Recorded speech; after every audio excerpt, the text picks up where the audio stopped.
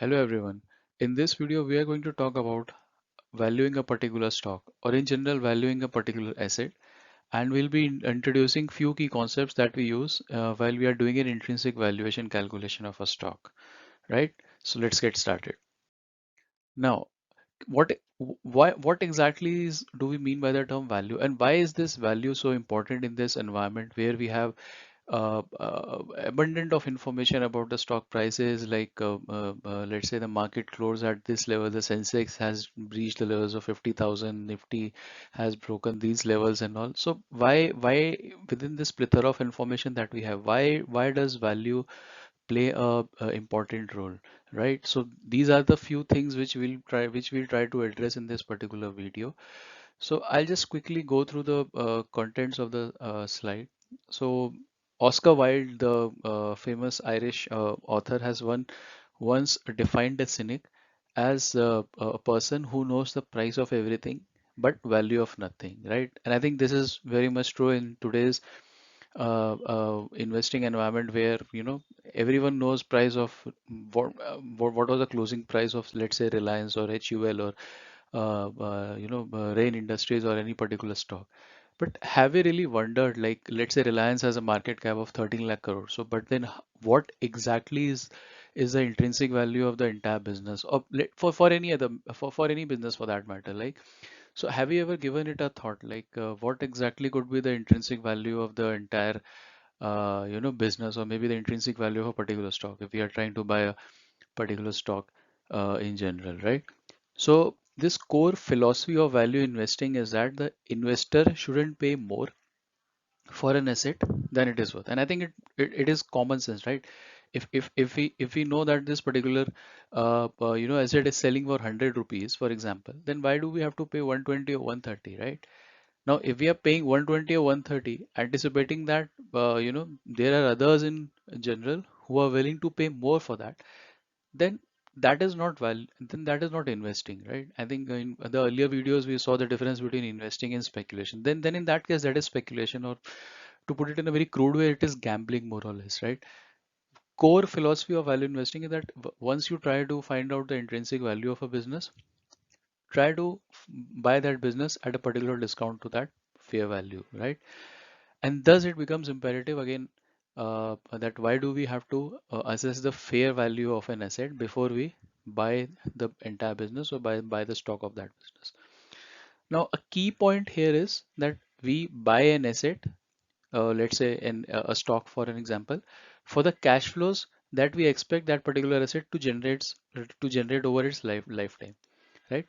And I'll be touching upon this particular concept of cash flows in the subsequent slide. But then this is a very key concept that we buy it for the cash flow that we expect. And I know that there are people who may say, why don't we consider earnings as a factor, or why not a P multiple, and so on and so forth. I'll be talking about these points in subsequent slides, and maybe I'll in future also I'll make a video that why price to earnings ratio, or maybe why net earnings, or the profit after tax that we call it, why that figure can be slightly manipulated, and so on and so forth. And then in the end, there are basically two approaches to value a particular asset. So these could be either intrinsic valuation, which is the core subject of this particular video, that is also called as an absolute valuation. And then second, we have relative valuation, which is wherein we see that how the market is pricing similar assets in the entire market, right? Now, a few terms which are involved in intrinsic valuation, and why I have made a separate slide before we get into the nitty-gritties of intrinsic valuation, is because these are the terms which are specific to intrinsic valuation, which you may not, which we may not even consider while doing a relative valuation, because honestly speaking, these relative valuation calculations are very easy. But then intrinsic valuation is something, which is more of a absolute valuation kind of a thing. So let's get into each of the key terms, the five key terms which I have mentioned, and I think these are very since in the beginning I said it is an introduction of the intrinsic value method. So these are the basic terms that we have that I've tried to mention, and then there are a multitude of terms which we'll be talking about going forward, right? So the first thing, which is I think the key concept of the entire intrinsic valuation, is the free cash flow. Now, what do we mean by this free cash flow, right? So usually, as I mentioned in my previous statement, that there are in the previous video, that there are basically three financial statements the companies report to the exchanges. The first one is the balance sheet, which basically tells you about the healthiness of a particular company, like whether how the assets are being financed, whether it is by through equity or through debt. Then the second one is a profit and loss statement, which is basically talks about the top line and bottom line, nothing but sales, revenues, and the net profit.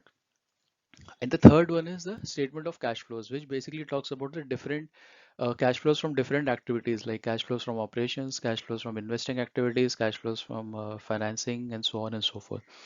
So in this particular video, wherein we are talking about the intrinsic valuation, we are currently we are looking for a term called free cash flow. Now, what is this free cash flow? It is defined as the cash that can be taken out of a business without affecting its operations. Now, it is a very important term because uh, as I said in my in the previous slide, that the profit is something, or maybe the net profit is something which can be, adjusted, or when we say in accounting parlance, it can be, manipulated, uh, uh, without affecting, within the accounting norms, it can be it can be, adjusted. But then if you really want to get how much in reality the business is earning, now this metric is something which we should look for.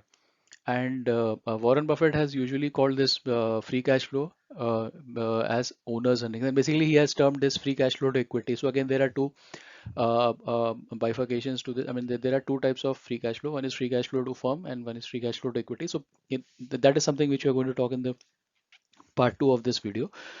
So how do we calculate this free cash flow? Is we go to the statement of cash flows, the statements which I spoke about, and then from there we calculate cash flow from operations, or cash flow from operating activities, and from that we subtract the capital expenditure. So basically, capital expenditure is nothing but the amount of money that the company is buying, amount of money that the company is spending to, if they want to set up some factory, or if they want to set up some plants or something, or even if the regular maintenance, the usual maintenance that all the organizations do. So if you subtract cash flow from operations and cash capital expenditure, so you will be left with free cash flow. Now coming to discount rate. Now basically this discount rate depicts the risk in the company's free cash flows, right? So again, higher the discount rate, or higher the risk, higher the discount rate. And what does it mean? We'll talk about in the subsequent slides. And DCF method. So basically, discounted cash flow method is the method by which we arrive at an intrinsic value of a particular stock. And in this particular process, what we do is we do the discounting of all the future cash flows to present by using a discounted rate or a risk adjusted rate, which is nothing but the discount rate denoted by R. And then last, we try to calculate something called a terminal value. Now this terminal value is the estimated value of a company beyond the explicit forecast period. So in intrinsic valuation, what we do is we try to forecast the free cash flows, future cash flows of a company to a certain extent. Now, because we cannot do the forecasting, till let's say 25 years or 30 years, because it's practically impossible, right? Even if we do for 10 years, we may or may not get the right picture, but then usually we do it for 5 to 10 years. And beyond that, we say that after that, either the company is going to get liquidated or sold off, or, if it is still as a continues as a going concern, then it might grow at a particular constant rate, which is usually equal to the growth rate of a economy, or at least the inflation part. So terminal value is something which is the value of a company beyond our explicit forecast period. So now if I get into the nitty-gritties of intrinsic valuation, so basically what intrinsic value of an asset tells us is it is the present value of all the future free cash flows that we expect to generate that we expect the asset to generate over its lifetime. And as we have seen in the previous slide, that these free cash flows are discounted back to the present with the appropriate discount rate. Now, higher the uncertainty or volatility in the free cash flows of a company, we have to use a higher discount rate, which subsequently results in the lower intrinsic value and vice versa. So let's say, for example, now we have often seen that companies like Hindustan Unilever or Nestle or Britannia or any FMCG company for that matter, they usually trade at a higher price to earnings ratio, right? Let's say HUL trades at a P of 80 or maybe 75, whatever it is, and then Nestle at a P of 90, Asian Paints at a P of 100, 110. Now, why do these companies trade at such a high multiples, right? So the reason is that their free cash flows are very much stable, and that is the reason the markets are giving them these high multiples, because they know that obviously the management also matters, but then if I talk in terms of free cash flows,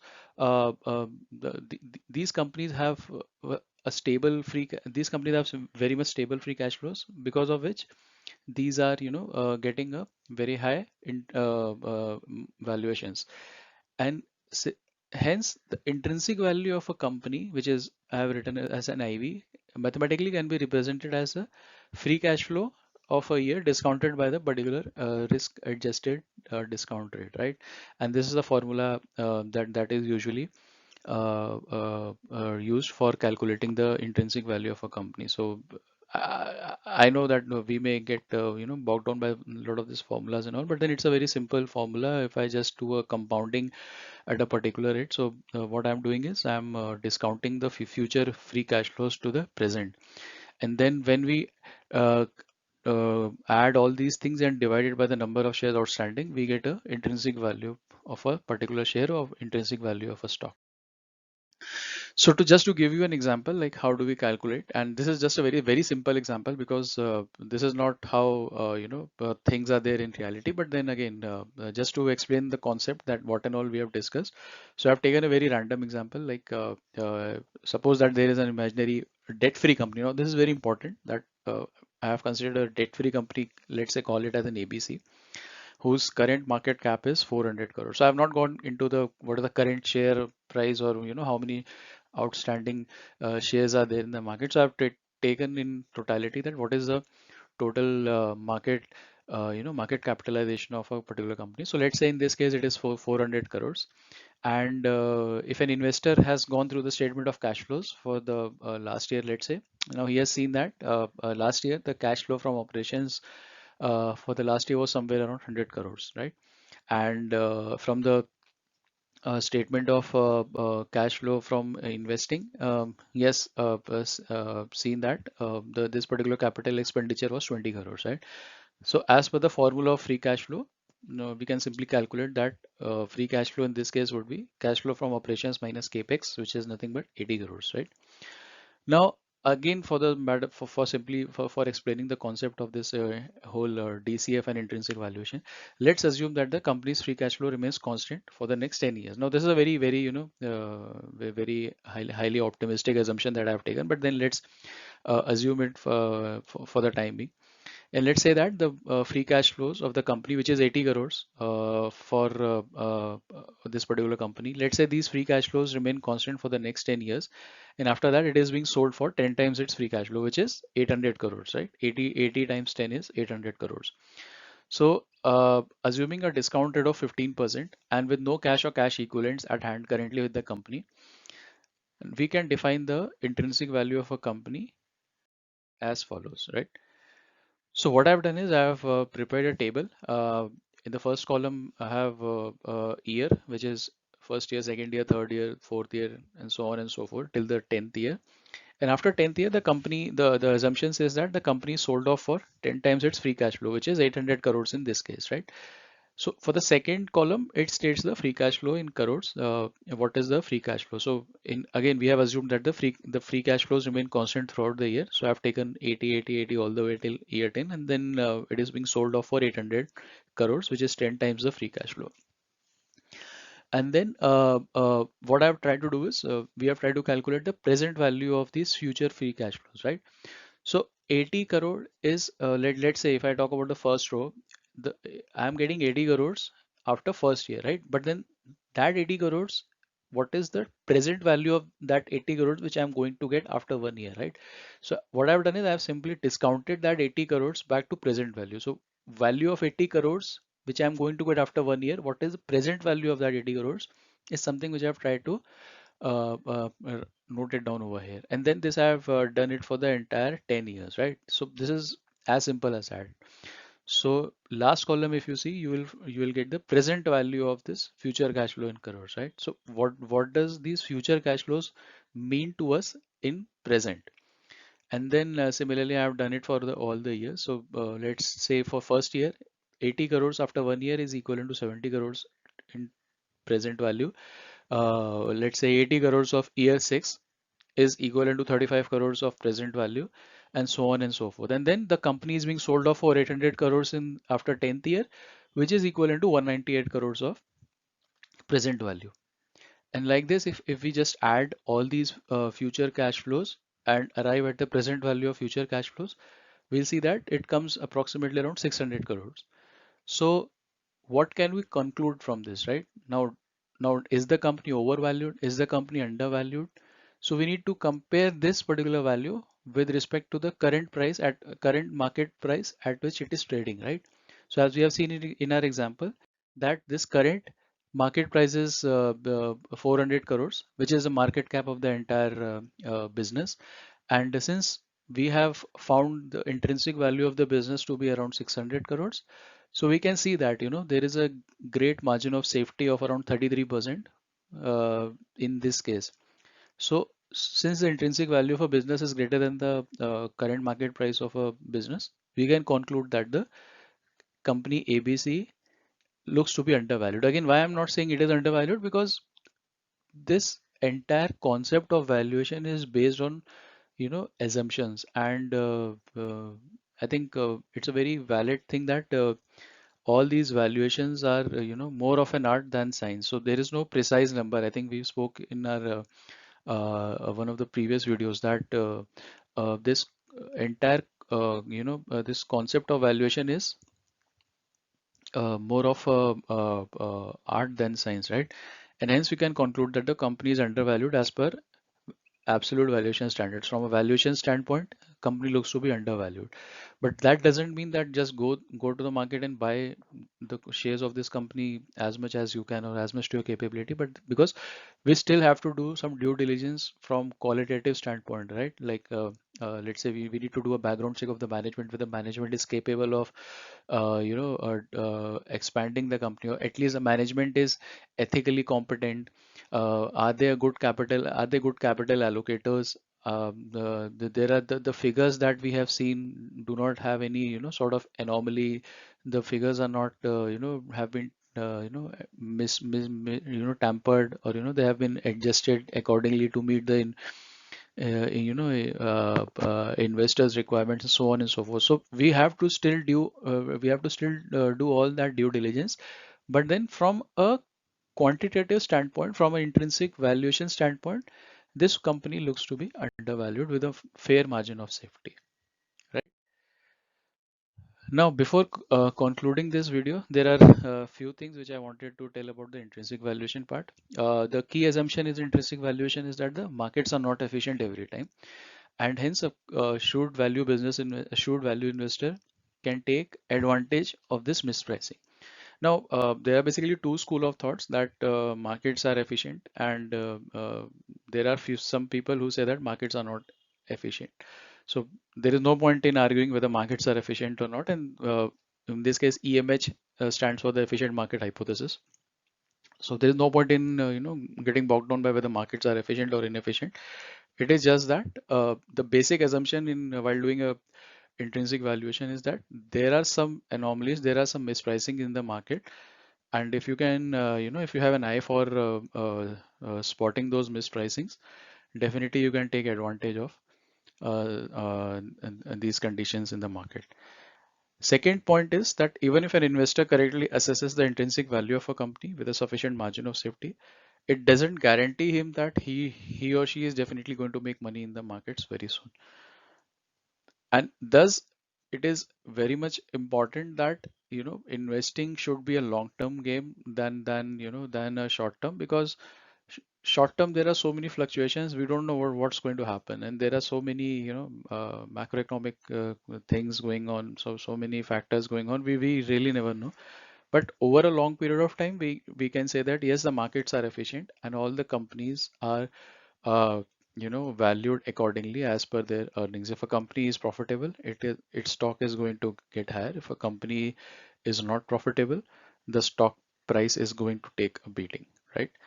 And to conclude this particular video, I would like to say that valuation is more of an art than science, and there is no precise number. So if tomorrow someone comes and tells me that but intrinsic value of this stock is, let's say, 100 rupees, please understand that there has to be a range, right? So it cannot be 100 rupees. It has to be, in some particular range. It can be from, let's say, 80 to 120, or maybe, 100 to 125, whatever it is.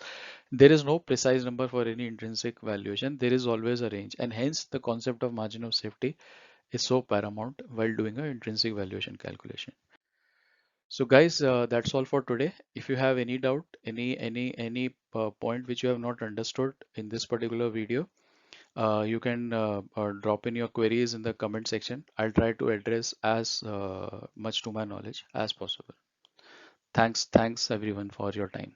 Thanks a lot.